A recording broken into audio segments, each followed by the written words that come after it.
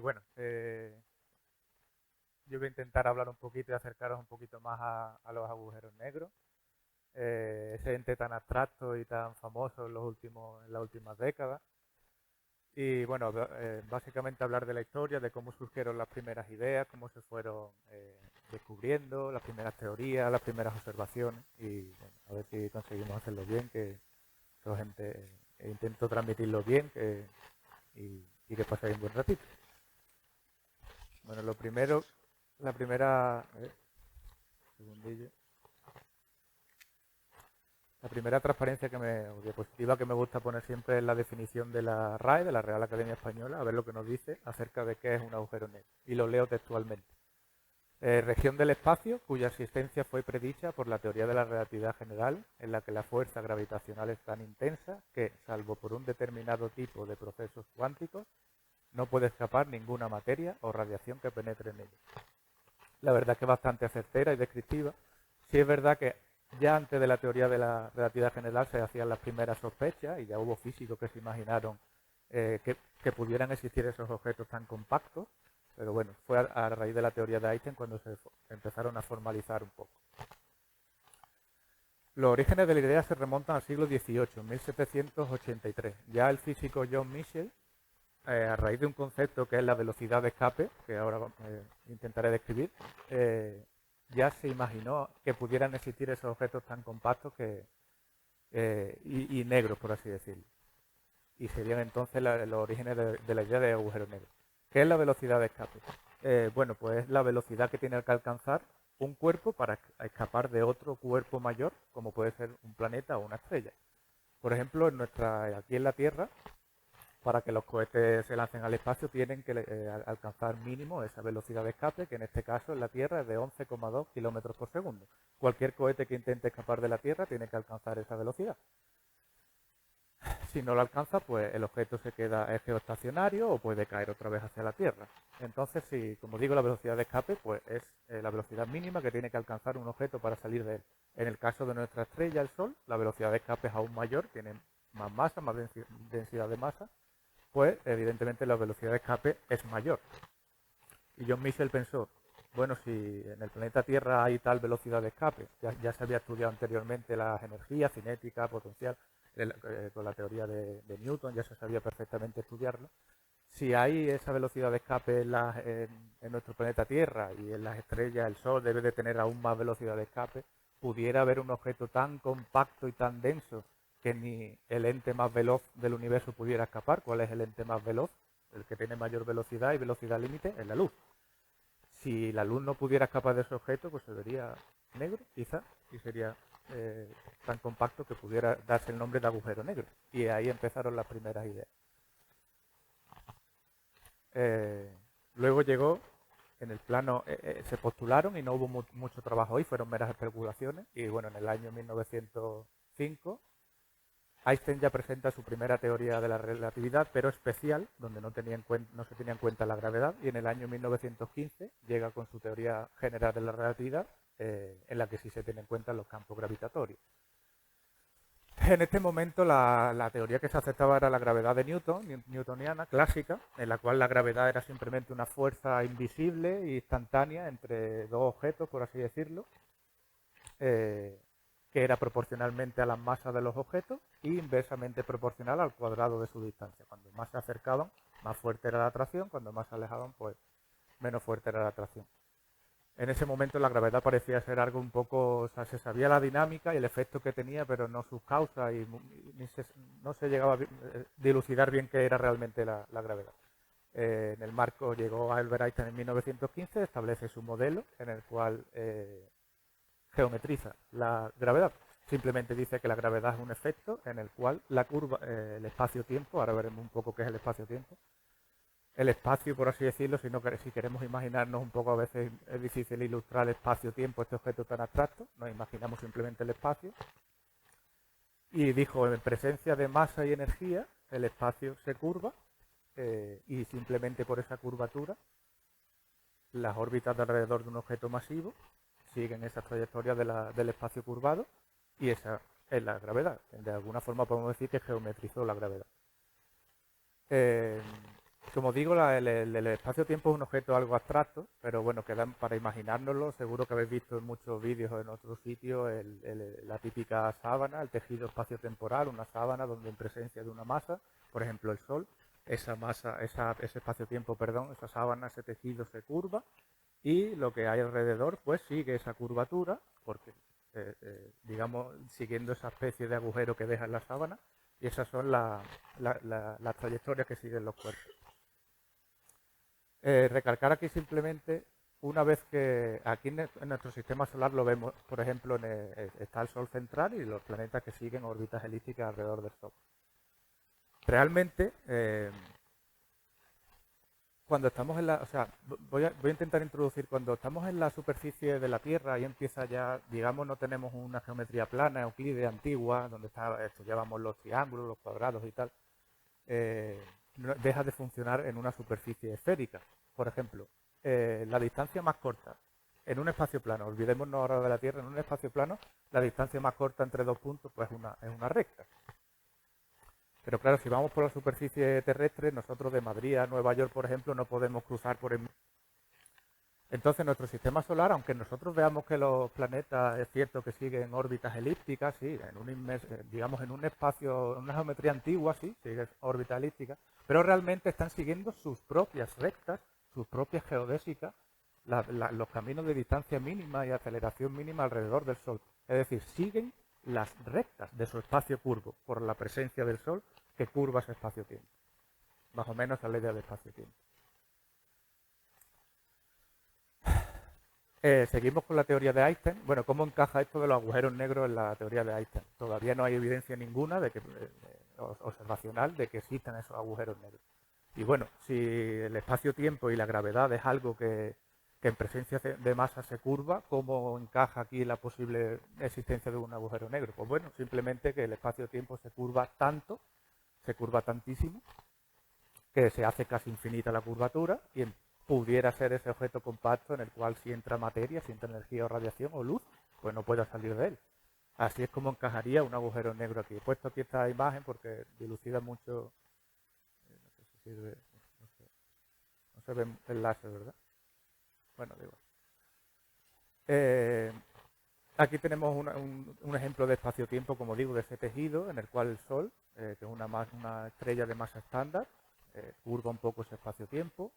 Ahí en nuestro sistema solar estarían los planetas orbitando. Aquí tenemos una enana blanca. La enana blanca es el remanente de una estrella que muere, que al final agota su combustible y se convierte en enana blanca. Es un objeto bastante compacto, más compacto que una estrella. Es el núcleo que queda cuando la estrella muere y se curva un poco más el espacio-tiempo. Luego tenemos una estrella de neutrones, que es la muerte de una estrella más masiva y lo distorsiona todavía más. Entonces, enlazando con esas preguntas antiguas que se hacía John Michell, pues aquí en la teoría nueva de Einstein de 1915, pues un agujero negro debe ser algo que lo curve infinitamente. Ahora veremos qué es eso de horizonte de eventos, singularidad y las partes de un agujero negro. Concretamente, y en la teoría de Einstein, los primeros esbozos teóricos de un agujero negro vinieron de la mano de Schwarzschild y Kerr. Schwarzschild ya dio sus primeras soluciones a las ecuaciones de campo de Einstein de la gravitación en 1916, solo un año después de que Einstein en 1915 hiciera su teoría. Schwarzschild murió a los 40 años por una enfermedad rara de la piel. Murió muy jovencito. Y luego tenemos a Kerr, que fue un matemático que también dio otra solución exacta a la ecuación de Einstein en el año 65, si no me equivoco. Sigue vivo Kerr. Y fueron las dos primeras soluciones de un agujero negro en ese espacio-tiempo, en esa teoría de Einstein. En el caso de Schwarzschild era un agujero negro estático, sin carga, lo más simple que pudiéramos, por así decirlo, lo más simple dentro de ese modelo matemático. Un agujero negro estático y sin carga, una estrella que colapsa gravitatoriamente y que curva ese espacio-tiempo. Y Kerr ya dio la solución cerca del año 70 de un agujero negro en rotación, que son más similares a los agujeros negros que hay en la realidad, en el universo. Entonces, como decimos, pues sigue siendo en este modelo una región de gravedad extrema que curva muchísimo el espacio-tiempo. Einstein, es interesante señalar como curiosidad que Einstein era totalmente escéptico a la posibilidad de que existiera en la realidad un agujero negro en el universo. Incluso había gente que demostraba teóricamente que pudieran existir, hacían esbozos, pero él decía que no creía que existieran en el universo real. Vamos a ver ahora un pequeño detalle aquí en esta teoría de Schwarzschild, que fue, como digo, la primera solución a sus ecuaciones que modelan un agujero negro, sin meternos en mucho detalle.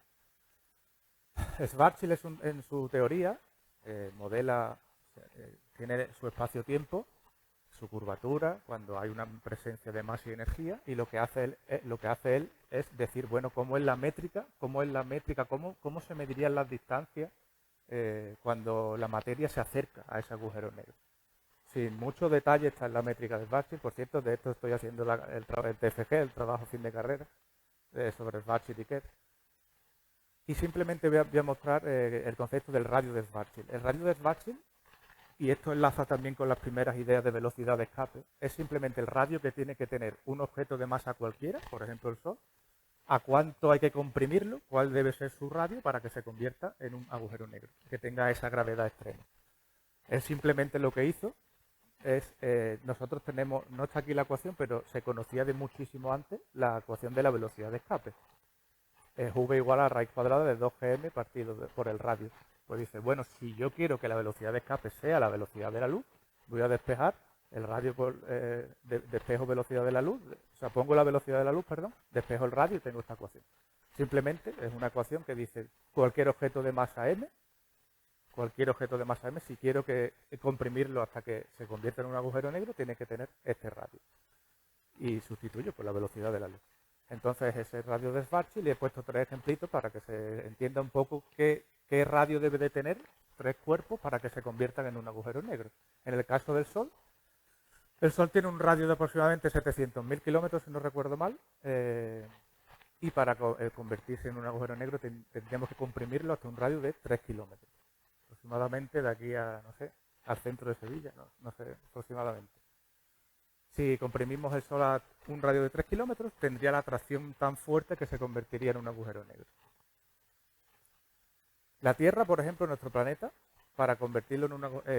como curiosidad decir que si el Sol se convirtiera en un agujero negro en el sistema solar, como tiene la misma masa exacta, lo que pasa que es más densa y más compacta, la luz no podría escapar de ahí, pero el resto de planetas no sufriría ninguna repercusión. Tiene la misma masa, nosotros a efectos gravitatorios no notaríamos nada realmente.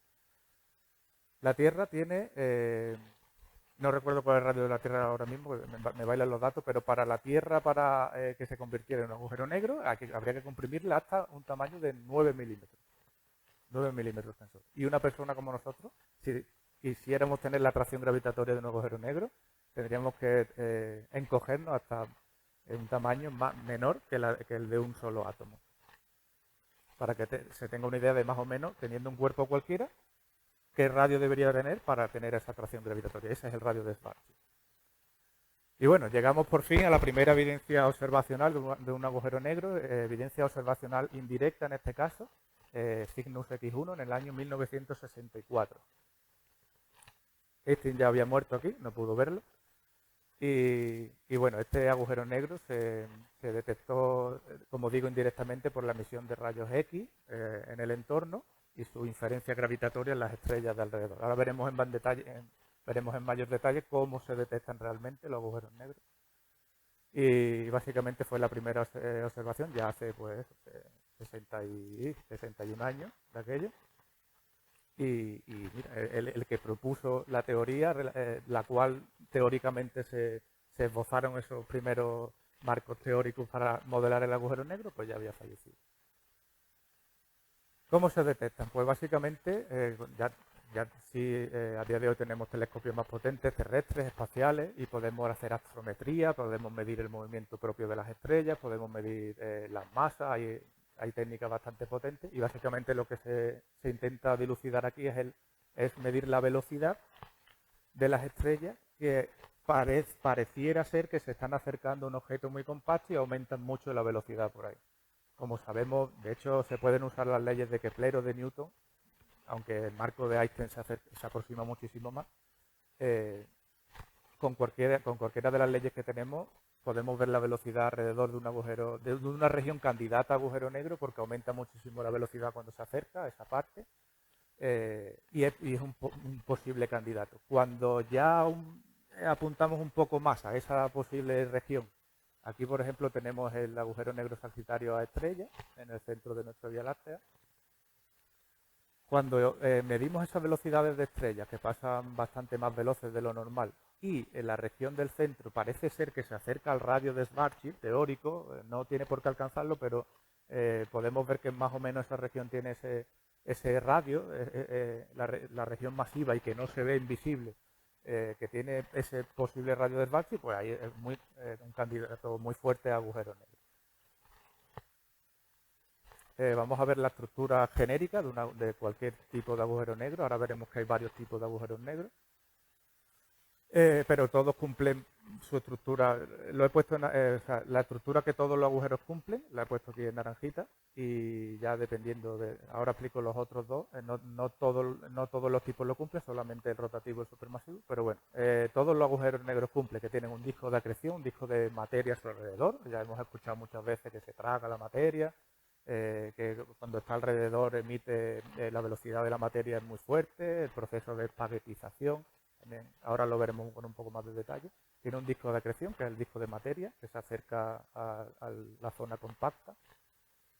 Un horizonte de sucesos, que eso ya está modelado en el espacio-tiempo, pero bueno, fenomenológicamente es la parte donde ya, si la materia cruza ese horizonte, ya no puede escapar de ahí, ni siquiera...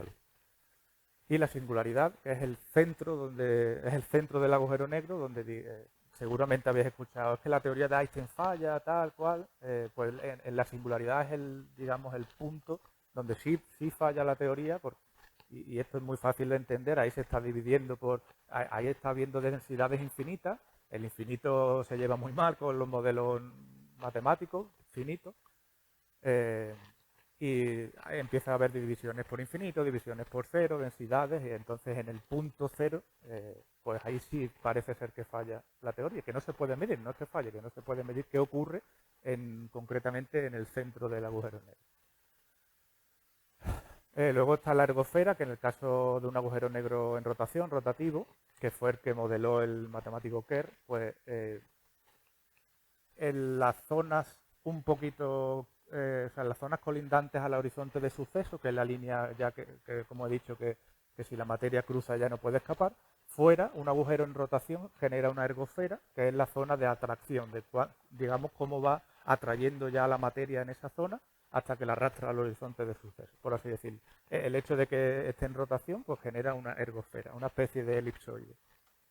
De hecho, como curiosidad, las singularidades en un agujero negro estático es un punto, pero en un agujero en rotación la singularidad forma un elipsoide, una especie de elipsoide. Es como un balón de rugby por estar en rotación. Y luego también tenemos los jets relativistas, en este caso los agujeros supermasivos, ahora también lo veremos más en detalle, que están en el centro de la mayoría de galaxias. Hay una especie de salida rápida y muy energética de radiación y energía, que se llaman jets relativistas, que alcanza velocidades cercanas a las de la luz. Y el argumento, o sea, la analogía es muy parecida cuando cogemos un simple yogur y apretamos. La energía, el yogur sale, ¿no? La energía, el momento, la energía que hacemos ahí intenta salir por el espacio donde puede. De acretar tantísima energía, pues sale hacia arriba en especie de chorro y se llama jet relativista. ¿Cuántos tipos de agujeros negros hay? Actualmente se clasifican en 3 tipos básicos. Agujeros negros estelares, que es por muerte estelar, colapso gravitatorio, que ahora lo veremos más en tranquilidad. Agujeros negros supermasivos, que son los que hay en el centro de cada galaxia, en la nuestra también. Y los agujeros negros primordiales, los cuales pues ahora veremos que no se han observado todavía. No sé si me escucho bien. Sí. Bueno, vamos primero a describir los agujeros negros estelares. Básicamente surgen como colapso gravitatorio de una estrella. En la evolución estelar, pues como digo, cuando se queda sin combustible la estrella, de hidrógeno o de helio, no hay fuerza suficiente no hay reacciones termonucleares en el interior, no hay fuerza suficiente que aguante el posible colapso gravitatorio y la estrella acaba colapsando, venciendo incluso la presión de degeneración de los neutrones, que es, digamos, la única fuerza que le quedaba sosteniendo a esa estrella. Suele pasar, esto ocurre solo en estrellas de los Los agujeros negros estelares aquí en nuestra galaxia se estima que hay entre 100 y 100 millones. Se hacen estadísticas del tiempo efectivo que dura una estrella masiva, entre cuánto tiempo tarda en agotar su combustible, cuántas posibles estrellas hay en la galaxia. Se hace una especie de estimación. Ahora mismo el rango es un poco amplio, como veréis, pero hay entre 100 y 100 millones en nuestra Vía Láctea. Y como digo, los agujeros negros estelares son los más comunes, agujeros negros en todo el cosmos. Luego tenemos los agujeros negros supermasivos, que están presentes en el núcleo, en el centro de cada galaxia. Prácticamente más del 95-98% de galaxias tenemos un agujero negro en el centro, en nuestra Vía Láctea también. Lo que ocurre es que en algunas galaxias está muy activo, se llaman los AGN en inglés, siglas, son núcleos activos galácticos, de manera que sí hay bastante acreción de masa a su alrededor, hay jets relativistas, pero en nuestra galaxia pues está bastante tranquilo. Creí leer el otro día que había nuestro agujero negro, el de la Vía Láctea, creo que se traga del orden de un 0,2% del Sol en un año o algo así. Me parecía poco, pero es que es eso, está bastante tranquilo. Llega a alcanzar pues masas de millones masas solares a miles de millones de masas solares. En el centro de nuestra galaxia, Sagitario A estrella, creo que tiene del orden de, no sé si 40.000 millones de soles o 400.000 millones de soles. A veces me bailan tantos datos, me bailan un poco los datos. ¿Cuánto, perdón? 3 millones, diría que pensaba que eran miles de millones. Solo 3, 4 millones entonces, cierto. 4 millones de masas solares. Gracias, muchas gracias. Y como os digo, está en el centro de pues, más del 95% de la galaxia, incluida nuestra Vía Láctea. Y bueno, esta foto seguramente os sonará. La primera evidencia directa que tenemos de un agujero negro en el centro de la galaxia M87 fue observado en el año 2019 y en el cual España tuvo su participación. Esto fue gracias a una red de telescopios, interferometría, que se llama interferómetro. Se ponen varios telescopios en la superficie de la Tierra y se consigue ahondar, porque para ahondar para llegar a ver el agujero negro en nuestra galaxia hace falta, hay mucha densidad de materia, gas, polvo, y hace falta también tener digamos, técnicas muy avanzadas, técnicas de radioastronomía que se llama también, que son las longitudes de onda en radio, no solo visibles ni en rayos X, también en radio, porque los agujeros negros emiten mucho en radiofrecuencia también. Bueno, eso es debido a la radiación sincrotrónica de los electrones y otras cuestiones. El caso es que el IRAM, Instituto de Radioastronomía Milimétrica de España, tuvo participación aquí. En este caso he cogido esta imagen, veis que es una especie de línea naranja y roja, es porque la luz está polarizada en esta imagen. La imagen real original, la luz está un poco más, no está tan nítida, está un poco más difusa, pero luego se polarizó la luz. La línea del campo magnético de la luz se polariza y aparece aquí, digamos, con un poco más de estructura geométrica en línea. Y bueno, esto fue un hito bastante importante en la astrofísica y en la ciencia en general, la primera observación directa de un agujero negro en otra galaxia. Esto fue en 2019, si no recuerdo mal, un año o 2 años más tarde, se consiguió la primera imagen de nuestro agujero negro, el de nuestra galaxia, Sagitario A estrella. Ahora el tercer tipo de agujeros negros, ya vamos acabando la charla. El tercer tipo son los agujeros negros primordiales. Es importante señalar aquí que estos son teóricos, son hipotéticos, no se han llegado a observar todavía y son agujeros negros microscópicos que nacieron, ya digo, son teóricos e hipotéticos. Se hipotetiza, se especula, se teoriza o se especula que en los primeros instantes del universo, incluso menos de un segundo después de la expansión del Big Bang, por ciertas densidades de materia en esa sopa cósmica todavía compresa, aunque, bueno, ya en un segundo es de decir que las teorías de inflacionaria ya realmente el universo consigue tener bastante expansión. Pues en esos primeros instantes ya se teoriza de que hubo cierta parte donde la densidad de materia por efecto gravitatorio se unía y debieron de nacer estos agujeros negros muy pequeñitos, microscópicos, del orden, de hecho, de masas microscópicas hasta algunas masas comparables a la del Sol. Nada tienen que ver con los estelares que hemos visto supermasivos de miles de millones de masas solares. Y como digo, vienen a raíz de ciertas fluctuaciones de densidad de materia y bueno, también a día de hoy son candidatos para explicar la materia oscura. Voy a hacer un leve inciso de qué es la materia oscura. En los últimos años se ha visto midiendo ciertas velocidades alrededor del agujero negro de la galaxia, se mide la velocidad que tienen las estrellas alrededor del agujero negro central. Pues se ha observado, tanto en nuestra galaxia como en otra galaxia, que deberían, o sea, conforme más nos alejamos del centro, eso también ocurre en nuestro sistema solar, si nos alejamos del centro del objeto masivo gravitatorio, si nos vamos alejando, los cuerpos deberían de tener menos velocidad conforme te vas alejando y conforme te vas acercando al objeto masivo, más velocidad, igual que en el sistema solar. E incluso ya las leyes de Kepler vaticinaban eso. Lo que ocurre es que observando estrellas en otras galaxias, incluso en la nuestra, la curva de la velocidad parece que es plana, que no va ralentizándose como debería, sino que aumentan velocidad. Incluso, ya os digo, la curva de velocidad es plana, es decir, te está diciendo que ahí debe de haber más masa de la que se ve, porque las estrellas siguen manteniendo su velocidad alrededor del agujero negro.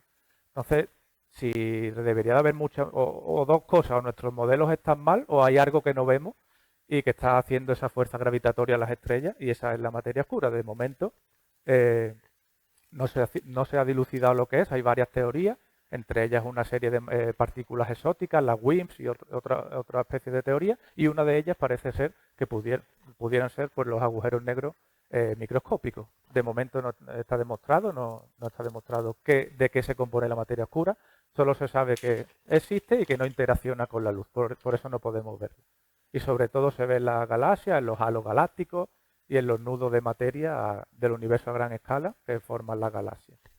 De momento no hay evidencia directa. Bueno, ya vamos terminando. Algunas curiosidades y fronteras de los modelos de agujeros negros, de espacio-tiempo y demás. He puesto aquí unas 4 o 5 cosas, artículos curiosos, de los cuales solo el que está en naranja ha sido observado, ha sido probado. Y ahora veremos ya la última transparencia, la última pregunta que he puesto ahí un poquito más oscuro.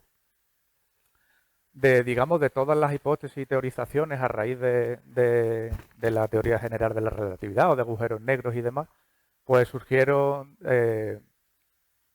varias deducciones acerca de otro tipo de cuestiones que colindan con los agujeros negros. Por ejemplo, una de ellas son las ondas gravitacionales, que ya Einstein él mismo propuso, son deducciones de su teoría, es decir, él hizo su teoría, ya sabemos que existen regiones del espacio donde la gravedad es extrema y tal, pues se postula de esa teoría también que deben existir las ondas gravitacionales, que simplemente es cuando hay una región de gravedad muy extrema, esa especie de gravedad tan extrema se propaga por el espacio-tiempo a través de ondas, igual que si tiramos una piedra al río, por ejemplo, lo habréis visto en vídeos de divulgación, se propaga por ondas por ondas expansivas, esa tensión superficial, pues el espacio-tiempo trabajaría de la misma forma. Donde hay un evento muy fuerte, muy extremo gravitatoriamente, pues se propaga a través del espacio-tiempo y por tanto del cosmos. Esto sí fue observado en el año 2016, las ondas gravitacionales fueron observadas por nosotros, por la Tierra, en el año 2016 y de una manera además muy curiosa. Lo que para detectar esas ondas gravitacionales se pusieron dos brazos muy grandes, dos brazos de láser de luz en la superficie terrestre, de forma que sin efecto gravitacional las luces del brazo derecho e izquierdo deberían de llegar pues al mismo tiempo, tienen la velocidad de la luz, casi en el vacío, llegan uno y el otro al mismo tiempo y las ondas se deberían de anular cuando se encontraran. Pues se teorizó que en el caso de que fuese atravesado por una onda gravitacional, eso perpetuaría un desplazamiento minúsculo, de hecho un desplazamiento menor, recuerdo, menor al del tamaño de un protón, y de manera que alargara un poco el brazo derecho, o alternativamente el izquierdo, y acogiera el otro. Pues efectivamente en el año 2016, gracias a apuntar a la fusión de dos agujeros negros que estaban a 1.300 millones de años luz, hicieron tal efecto gravitatorio que esas ondas gravitacionales las pillamos nosotros de esa forma, con esos láseres de luz.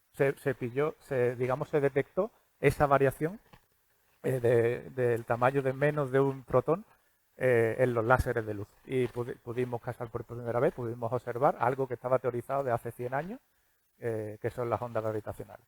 Luego hay otros artículos, otros postulados que no han sido observados, pero igualmente importantes, lo he considerado y lo pongo aquí. Tenemos el puente de Einstein-Rosen, que son los famosos agujeros de gusano. Fueron propuestos por Einstein y Rosen en 1935. Bueno, son especies de cuando, por así decirlo, cuando en un agujero negro se curva el espacio-tiempo, pues puede dar lugar a que eso comunique con otras partes del universo. Digamos que la materia que se introduce en el agujero negro puede tener comunicaciones a través de ese espacio-tiempo con otros lugares del universo y puede salir incluso por otros sitios. Aquí ya se han postulado muchísimas cosas, no están demostradas ni observadas, pero se postulan los agujeros blancos, que tienen totalmente el efecto contrario al negro, que expulsan materia, todo lo que hace es expulsar materia, nada puede entrar, justo la idea contraria al agujero negro. Pero como digo, todos son hipótesis teóricas, son elegantes, teóricas, pero no están observadas, no han sido observadas a día de hoy. Luego la radiación de Hawking y la evaporación de los agujeros negros, propuesta por Hawking en el año 74, no ha sido observada todavía, por lo cual él murió y nunca llegó a tener el premio Nobel de Física, a pesar de su inconmensurable trabajo y ayuda a la teoría de agujeros negros. La radiación de Hawking y la evaporación tiene que ver también con la mecánica cuántica, con la física de partículas, y él pensó, si tenemos un agujero negro y en las inmediaciones, antes voy a hacer un pequeño inciso, en la teoría de mecánica cuántica hay algo que se llama el vacío cuántico, lo que siempre hemos creído que es la nada, el vacío en el universo, pues hay ciertos campos cuánticos que tienen ciertas fluctuaciones, siempre están trabajando, aparte del campo electromagnético, que lo conocemos, el gravitatorio, tal, fuerte, nuclear, pues está el vacío cuántico, que tiene ciertas fluctuaciones y de vez en cuando, en milésimas de segundo, micromillonésimas de segundo, se puede generar una partícula y una antipartícula y anularse, las dos, en menos de un segundo, en microsegundos de hecho. Se anula partícula-antipartícula y es como si no hubiera nada. Esas son las fluctuaciones del vacío cuántico. Hawking pensó, y si estuviéramos en un agujero negro en las inmediaciones y nace ese par partícula-antipartícula, una con energía positiva, otra con energía negativa, y resulta que estoy en el horizonte de sucesos de un agujero negro, la negativa va hacia adentro y la positiva hacia afuera, ese agujero negro estaría teniendo cada vez más energía negativa y con el tiempo se podría incluso evaporar. Y a la radiación que expulsa ese fenómeno se le llamó radiación de Hawking, y al efecto que causaría a la larga en el agujero negro la evaporación. Como digo, no se ha llegado a observar a día de hoy la radiación de Hawking. El cuarto punto, el principio holográfico propuesto por Juan Maldacena en el año 93. Y simplemente a la paradoja esta que siempre hemos tenido, de que la materia y la información desaparecen en un agujero negro, parecía paradójico de que la información realmente desaparezca y no se conservaría. Entonces, ¿qué ocurre con el principio de conservación de la energía, por ejemplo? Y con otros principios. Pues Maldacena, para resolver esa cuestión, esa paradoja, propuso el principio holográfico, en el cual él dice que realmente cuando la materia el agujero negro se traga esa materia y desaparece, en el horizonte, en la superficie, aparece registrada cierta información de tal manera que la materia, la información no desaparece. Y así resuelve la paradoja de la información. Tiene que ver también un poco el principio holográfico, de hecho, con el siguiente artículo que fue propuesto por Robinson y Mersini en el año 2000. ¿Puede ser nuestro universo un agujero negro? Pues bueno, eso ya es más difícil de concretar, de observar sobre todo, en el cual el horizonte de suceso de nuestro universo entero sería el borde del universo visible, y todos estaríamos metidos en un agujero negro. Uniendo los dos artículos pudiera ser que la información o sea, si eso fuese cierto y relacionando estos dos artículos, pudiese ser que nosotros estemos aquí viviendo dentro de un agujero negro y toda la seamos una proyección holográfica de lo que se queda grabado en el horizonte de nuestro agujero, que sería el horizonte, el borde de nuestro universo, por así decirlo. Seríamos como proyecciones holográficas de información que está registrada en menos dimensiones en nuestro borde. En el caso de un agujero negro, que lo podemos imaginar como 3 dimensiones, la información se quedaría guardada en la superficie del agujero, en 2 dimensiones. Entonces, en el caso de que viviéramos en un agujero negro, había información grabada en los bordes y nosotros seríamos holografía. Esto todo es hipotético, teórico y no se ha observado, por supuesto. Además, el de Mersini Robinson y Mersini es bastante difícil de probar. Y bueno, el principio holográfico, tengo una última transparencia y vamos a ver ya por último qué le ocurre a la materia en la singularidad de un agujero negro. Como hemos dicho, hay que la teoría falla, qué propuestas hay a día de hoy, y con eso terminamos la charla. Como digo, he puesto una transparencia del principio holográfico, que lo acabo de contar ya. Estaría la información aquí codificada en ceros y unos. Todo lo que hay dentro del horizonte en 3D estaría codificada en la superficie, por tener una idea de ese principio. Esto, por supuesto, hay mucha información que podéis buscar también. ¿Qué le ocurre a la materia en la singularidad? Esto realmente ha sido, creo que a día de hoy es el santo grial de la física moderna, buscar una unificación, lo que se llama la teoría del campo unificado, unificar la teoría de Einstein, que falla en esa singularidad, con la mecánica cuántica. La teoría de Einstein explica perfectamente las trayectorias que toman las partículas alrededor de un agujero negro. Perfecto. De hecho, ha tenido varios, es la teoría que quizá ha tenido más checks, que ha pasado más checks y validaciones, me atrevería a decir. Ya como curiosidad, un check que pasó fue el problema de la precesión de Mercurio. Mercurio tiene alrededor del Sol, tiene su órbita, por supuesto, pero el perigeo, la parte más cercana al Sol, se va trasladando. Conforme va orbitando, se va trasladando la órbita y dibuja como una especie de pétalos de flor, ¿no? Por así decirlo. Se va desplazando. La teoría de Newton no supo explicar nunca la precesión de Mercurio, y la teoría de Einstein sí la explicaba bastante bien. Aparte, también se usaron eclipses para ver la atracción gravitatoria de los rayos de luz de otras estrellas. En el eclipse donde la Luna tapa nuestro Sol se veía se veía perfectamente la curvatura de la luz de otras estrellas, y fue bastante validada. El caso es que la singularidad de un agujero negro es el único punto de todo el cosmos, de todo el espacio-tiempo, donde parece fallar. Hay algún escritor que ha dicho por ahí, los agujeros negros en el universo fue cuando Dios le dio por dividir por cero. Pues matemáticamente falla ahí. Entonces la teoría, como digo, te dice que toda la materia que traga el agujero negro se reduce a un píxel, a un punto, en R3, en 3 dimensiones. Eso evidentemente, teóricamente tiene sentido, pero físicamente no. A los físicos, ¿cómo va la materia a desaparecer? Es imposible. Y bueno, ahí hay que tener en cuenta los preceptos de la mecánica cuántica. Esto daría para otras muchas charlas más. Y a día de hoy, para fabricar esa teoría del todo, hay 2 grandes teorías. Una es la llamada teoría M, que es supongo que habréis escuchado la teoría de cuerdas, si no lo comentamos ahora un poco. La teoría M se trata de unificar la teoría de cuerdas con la supersimetría, que es la teoría de supercuerdas, también se llama, y que es muy elegante matemáticamente, pero necesita de 11 dimensiones para explicar lo que ocurre a nivel cuántico en esos puntos. La teoría de cuerda, y lo menciono rápidamente, intenta explicar las partículas, la existencia el concepto de partículas mediante cuerdas y no mediante bolitas pequeñitas con esos núcleos, o esos protones, esos electrones, esos quarks. La teoría de cuerdas dice que esas partículas son simplemente vibraciones, distintas vibraciones de ciertas cuerdas unidimensionales y microscópicas, las cuales pues un electrón es una cierta vibración de una cuerda, un protón es otro tono de otra vibración de esa cuerda, los quarks es otra vibración, y simplemente son vibraciones de cuerdas microscópicas. Como digo, la teoría M es muy elegante, pero necesita 11 dimensiones y, por supuesto, es más difícil de observar este tipo de cosas, pero parece que teóricamente va funcionando. Y luego la última, la teoría de gravedad cuántica de bucle, que lo que hace es, al igual que se ha cuantizado el campo electromagnético, la luz, se llegó a cuantizar, ¿no? Se supimos de que la luz estaba hecha de fotones, de paquetes de energía, y tiene un comportamiento dual, ¿no? La luz, onda-corpúsculo. Pues se intenta hacer lo mismo con el propio espacio-tiempo. El propio espacio-tiempo continuo y fluido se intenta cuantizar también, de manera que tengamos una partícula que sea la partícula del espacio-tiempo. ahí es cuando también se tienen en cuenta o sea, se hipotezan, se teorizan los, se teorizan los gravitones, que es la partícula digamos, la que sería la partícula en teoría cuántica de campo de la gravedad, que todavía no se ha encontrado, y otras muchas cosas más. Y esto sí necesita, lo bueno de esta teoría, que solo necesita las 4 dimensiones que tiene el espacio-tiempo actual, una temporal y 3 espaciales.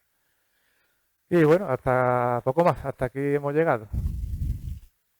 Muchas gracias por vuestra atención.